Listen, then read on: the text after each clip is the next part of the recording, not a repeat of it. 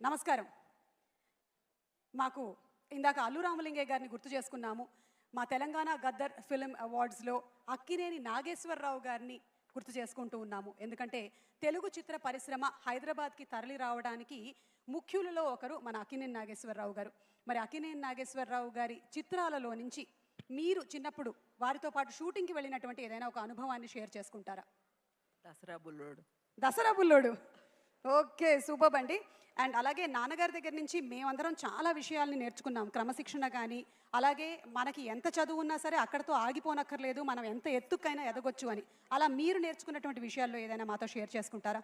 ఎవరు ఇంటికి వచ్చినా ఆత్మీయంగా పలకరించి అతిథి భోజనం పెట్టి పంపిస్తారు.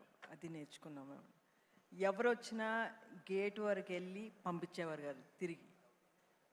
అది ఆయన ప్రత్యేకత, మనస్తత్వం. Thank you so much Sushila గారు.